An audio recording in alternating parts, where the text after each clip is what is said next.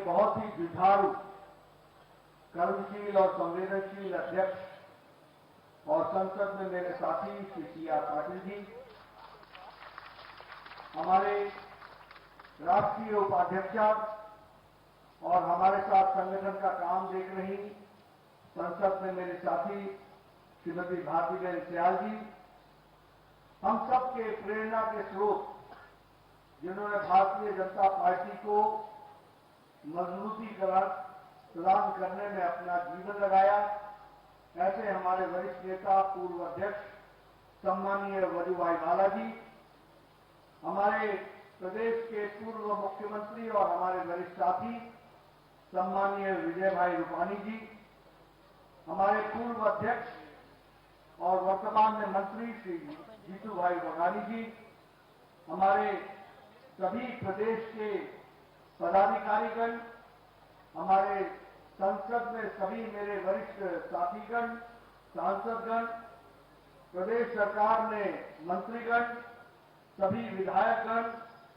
और जिला और मंडल के पदाधिकारीगण और हमारे चुने हुए प्रतिनिधि, जिला परिषद के प्रतिनिधि, नगर पालिका के प्रतिनिधि, बीडीसी के प्रतिनिधि और हमारे महानगर पालिका के सदस्यगण, मीडिया के मेरे साथी, प्रिंट मीडिया और इलेक्ट्रॉनिक मीडिया के मेरे साथी, ये मेरे लिए सौभाग्य की बात है कि आज मुझे सौराष्ट्र में राजकोट से आने का सौभाग्य मिला है और सभी चुने हुए सौराष्ट्र के प्रतिनिधियों के दर्शन करने का मौका मिला है।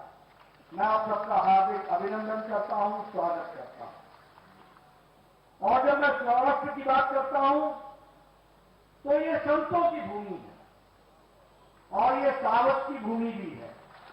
मैं ऐसी भूमि को भी मैं नमन करता हूं। मित्रों, काफी समय से मेरी इच्छा थी कि आप सबके साथ में आपके दर्शन करूं, लेकिन आप सबको मालूम है कि बहुत बार मुझे आपके साथ वर्चुअल मीटिंग में जुड़ने का मौका मिला, सांसदों के साथ, विधायकों के साथ, जिला परिषद के सदस्यों के साथ, लेकिन एक लंबे अरसे के बाद इस तरीके से मिलने का मौका मिल रहा। सबसे पहले तो मैं आपको बधाई देना चाहता हूं कि शताब्दी के सबसे बड़ी त्रासदी कोरोना, उस कोरोना के पश्चात हम मिल रहे हैं और मैं आपको इसके लिए भी बधाई देना चाहता हूं कि कोरोना की महामारी में जब सारे राजनीतिक दल अपने घर में बैठ गए थे, क्वारंटाइन हो गए थे, आइसोलेशन में चले गए थे, ट्विटर पर मिलते थे, टीवी पर मिलते थे, पर जनता के बीच में नहीं जाते थे, उस समय आप लोगों ने सेवा ही संगठन के माध्यम से करोड़ों लोगों की सेवा की। इसके लिए मैं आपको हार्दिक बधाई देना चाहता हूं। आज ये मूल्यांकन करने का विषय है और मैं मीडिया के साथियों से पूछूंगा कि हम सिर्फ एक राजनीतिक कार्यकर्ता नहीं है, हम राजनीति करना ही हमारा उद्देश्य नहीं है। भारतीय जनता पार्टी का एक बहुत बड़ा पक्ष है, वो है सेवा कार्य का, मानवता की सेवा का, जिसको हम लोगों ने करके दिखाया। और आप लोगों को बधाई इससे देना चाहता हूं कि चुने हुए प्रतिनिधियों ने अपने आप को उसमें आहूत किया, पूरी ताकत होगी, जान की चिंता नहीं की और आपने सेवा ही संगठन में कार्य को आगे बढ़ाने का काम किया। मित्रों, मैं आपको दूसरी बधाई इसलिए देना चाहता हूं और मैं ये भी कहना चाहता हूं कि जनता की यादाश्त थोड़ी होती है, वो याद नहीं रख पाती, वो भूल जाती है। लेकिन यही 1 साल पहले, 1.5 साल पहले कोरोना के परछाई में वैक्सीनेशन पर अन्य राजनीतिक दल किस प्रकार की राजनीति कर रही है। आपने देखा होगा वैक्सीनेशन की खिल्ली उड़ाई जा रही है, वैक्सीनेशन के बारे में पूछा जा रहा था, प्रमाण मांगा जा रहा था कई बोलते थे कि वैक्सीनेशन लगाओगे तो जीवन में ये हो जाएगा, वो हो जाएगा। कोई प्रमाण मानता था कि इसका क्लिनिकल ट्रायल कितना हुआ और प्रधानमंत्री मोदी जी की कोशिश को नजरअंदाज करने की कोशिश करते थे। लेकिन हमारे प्रधानमंत्री मोदी जी लक्ष्य से डिगे नहीं, लक्ष्य से हटे नहीं और 9 महीने के अंदर इस देश को एक नहीं 2 वैक्सीन दे करके दुनिया में अपने आप को निकाल पाए। और आपने 217 करोड़ डबल डोज साथ में बूस्टर लगा करके मोदी जी की जो सुरक्षा की भावना थी उसको साकार किया है। इसके लिए मैं आपको बधाई देना चाहता हूं। मित्रों, ये छोटी घटना नहीं है, मैं इसलिए आपको याद दिला रहा हूं। मैं पूर्व में स्वास्थ्य मंत्री रहा हूं, ऑन रिकॉर्ड लाना चाहता हूं और कांग्रेस वाले जो हमारे सोशल मीडिया में बात करते हैं उनको बताना चाहता हूं, इस देश में चिकन पॉक्स की दवा 25 साल लग गए भारत आने में, ट्यूबरक्लोसिस की दवा 25 साल लग गए दवा को आने में, लेप्रोसी की दवा को 30 साल लग गए आने में, टेटनस की दवा को 28 साल लगे इस देश में आने में, पोलियो की दवा आने में 27 साल लगे इस देश में। और मोदी जी ने 9 महीने के अंदर एक नहीं 2 भारतीय स्वदेशी इंजेक्शन बना करके आप लोगों को देने का प्रयास किया। और आप लोगों ने वैक्सीनेशन में जो योगदान किया लोग भूल जाएंगे, लेकिन मैं याद दिलाना चाहता हूं कि पिछले वर्ष 17 सितंबर को आपने एक दिन में 2 करोड़ से ज्यादा लोगों को वैक्सीनेशन लगाने में अपना योगदान किया था। और इस वर्ष आपने एक दिन में 17 तारीख को आप सब लोगों ने 1 लाख से ज्यादा ब्लड डोनेशन के कार्यक्रम में शिरकत की है। इसके लिए भी मैं आपको बधाई देना चाहता हूं। मित्रों, मैं अपने चुने हुए प्रतिनिधियों को इसके लिए भी बधाई देना चाहता हूं। हम अमृत काल में अमृत महोत्सव मना रहे हैं, लेकिन आप लोगों ने 20 करोड़ से ज्यादा घरों पर हर घर तिरंगा लगाने में जो आपने योगदान किया है उसके लिए भी मैं आपको बधाई देना चाहता हूं। ऐसी राष्ट्रीयता की भावना हो तो हमने आज तक नहीं देखी, जो आज मोदी जी के नेतृत्व में हमको देखने को मिली। और इसके लिए भी मैं हर घर तिरंगा को बधाई देना चाहता हूं। उस कार्यक्रम में अपना योगदान किया। मित्रों, हमने लोकसभा तो जीती ही है, 303 लोकसभाएं तो जीती ही। आपके आशीर्वाद से मोदी जी के नेतृत्व में देश ने अपना आशीर्वाद रखा। हमने यहां भी 26 की 26 लोकसभाएं जीती। हमने 182 में से 112 सीटें जीती। हमारे 112 विधायक बने। लेकिन मैं आपको इस बात के लिए बधाई देना चाहता हूं कि आपने नगर पालिकाओं में भी कोई कसर नहीं छोड़ी और उसमें भी आपने जीत हासिल कराई। इसके लिए भी आपको बधाई देना। मैं नतीजे देख रहा था, अहमदाबाद में 199 सीटों में 169 सीट हम जीत करके आए।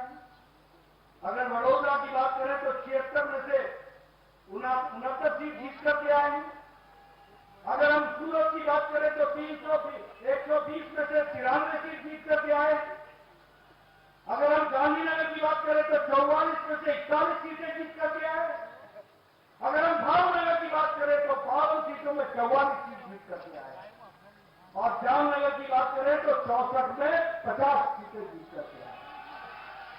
और राजकोट की बात करें तो 72 में से 68 सीट जीत करके आए हैं। यही हमको याद। और जूनागढ़ में 60 में से 54 सीटें जीत करके आए। मित्रों, ये है आपकी मेहनत का नतीजा और ये है जनता का आशीर्वाद जो आपको मिला। इसको सजो कर रखना ये आपकी और हमारी जिम्मेवारी है। अगर गुजरात नगर पालिका की मैं बात करूं, गुजरात के नगर पालिकाओं की, तो 2720 सीटों में से भारतीय जनता पार्टी ने 2085 सीटें जीती हैं। अगर जिला पंचायत की बात करें तो 31 में से हमने सारी की सारी 31 जिला परिषद जीती है। ये भी हमको 100% हमारा नतीजा रहा। अगर जिला पंचायत की बात करें तो 979 सीटों में आप 800 सीटों में से 979 सीटों में 800 सीटें भारतीय जनता पार्टी ने जीती। और तालुका की बात करें, आप सब लोग तालुका से ही आए होंगे, 4,771 सीटों में 3,551 सीट कमल के निशान पर जीत करके हमारे भारतीय जनता पार्टी। मित्रों, मैं आपको बधाई देना चाहता हूं, साधुवाद देना चाहता हूं कि आप लोगों ने 90% से ज्यादा नतीजे लेकर के भारतीय जनता पार्टी को यशस्वी बनाया।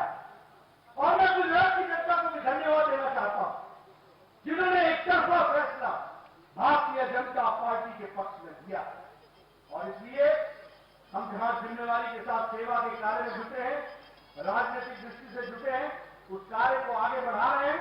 तो आज जब आपके साथ मुझे दर्शन करने का आपका मौका मिला है, तो मैं आपको प्रोत्साहित भी करता हूं और साथ ही साथ आह्वान करता हूं कि हम इसी रास्ते पर चलते रहेंगे, हम न डिगेंगे न हटेंगे, लोगों की सेवाओं में लगे रहेंगे और आगे बढ़ेंगे। इस बात को मित्रों, इसके साथ साथ मैं देश की तस्वीर भी आपको खींच के बताना चाहता हूं। हमने सिर्फ नगर पालिका गुजरात का ही नहीं जीता, हमने लद्दाख में, लेह में हमने हिल काउंसिल भी जीती है, हमने वहां का लोकल सेल्फ गवर्नमेंट भी जीता है, हमने वहां भी द्रास भी जीता है, तो हमने कारगिल भी जीता है।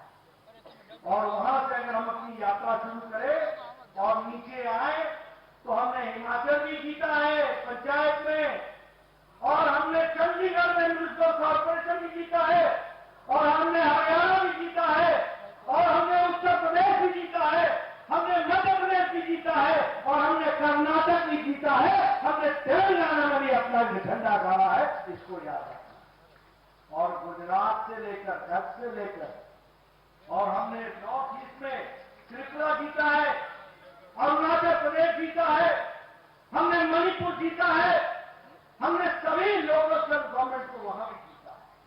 इसलिए उत्तर हो या दक्षिण हो, पश्चिम हो या पूर्व हो, कमर ही कमर फिरा है। इसको आपको याद रखना है, इसको आपको समझना।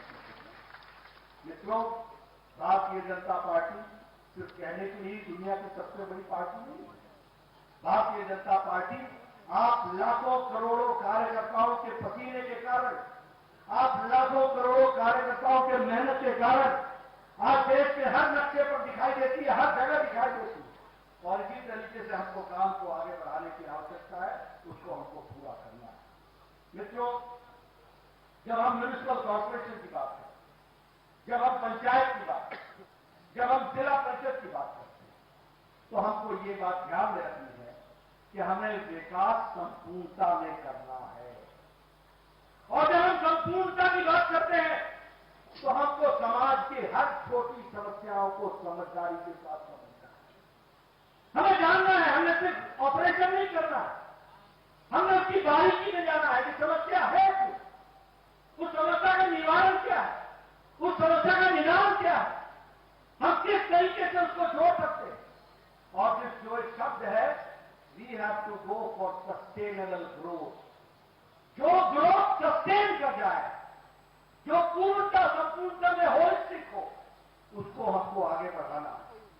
और उसी के साथ साथ हमें सस्टेनेबल इंफ्रास्ट्रक्चर भी खड़ा करना, हमें आधारभूत चीजों को मजबूत करना, और इसलिए इंफ्रास्ट्रक्चर के ऊपर हमको ज्यादा ध्यान देना, हमको पर्यावरण प्रेमी बनना है।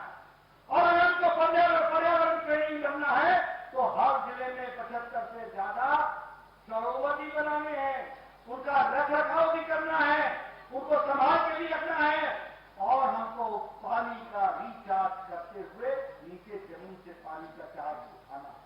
ये भी हमारी जिम्मेवारी है। हम सिर्फ राजनीति करने नहीं आए हैं, हम सिर्फ नाराई लगाने नहीं आए हैं, हम सिर्फ पार्टी के झंडे के साथ साथ देश की स्वराष्ट्र की तस्वीर और तस्वीर बदले इस काम के लिए आए हैं। और इसके लिए आप सब लोग अपने आप को आहूत करेंगे, ऐसा मेरा मानना है। एक और मैं आपसे आह्वान करना चाहता हूं। हमारे प्रधानमंत्री मोदी जी आज दिल्ली से अहमदाबाद जुड़े थे, और उन्होंने सुबह हम लोगों को मेयर्स कॉन्फ्रेंस में महापौरों के, देश भर के 117 महापौरों को संबोधित करते कि हमको छोटे छोटे इंटरवेंशन से किस तरीके से नगर पालिका हमारी अच्छी हो सकती है, किस तरीके से हमारे गरीब जनता को अच्छे मकान मिल सकते हैं, किस तरीके से मध्य वर्ग में रहने वाले लोगों के जीवन आसान हो सकता है, किस तरीके से मध्य वर्ग में रहने वाले लोगों को हम उनका जीवन सुखद बना सकते हैं, ईज ऑफ लिविंग दे सकते हैं, इसके लिए हमको काम करना है। और इस बात को कहते हुए उन्होंने इस बात को भी कहा कि हमें प्रोएक्टिव रहना है, हमें प्रो रिस्पॉन्सिबल रहना है, हमें प्रो रिस्पॉन्सिव रहना है और हमें ट्रांसपेरेंट रहना है। मित्रों, ये हमारी बहुत बड़ी जिम्मेवारी है, हम चुन करके आए हैं। हमको ट्रांसपेरेंसी प्रशासन में लानी है और उसके लिए टेक्नोलॉजी का उपयोग करना है। हमें सारी चीजें टेक्नोलॉजिकल बेस्ड होनी चाहिए, टेक्नोलॉजिकल तरीके से ट्रांसपेरेंसी आनी चाहिए, टेक्नोलॉजी की मदद लेकर के हमको उसके साथ साथ मॉनिटरिंग करने की सुविधा होनी चाहिए, हमको डेवलपमेंट के मॉडल को बढ़ाने के लिए उसकी मॉनिटरिंग की व्यवस्था होनी चाहिए और डिजिटलाइजेशन के माध्यम से हमको कागज के कार्यों को घटाना है और हम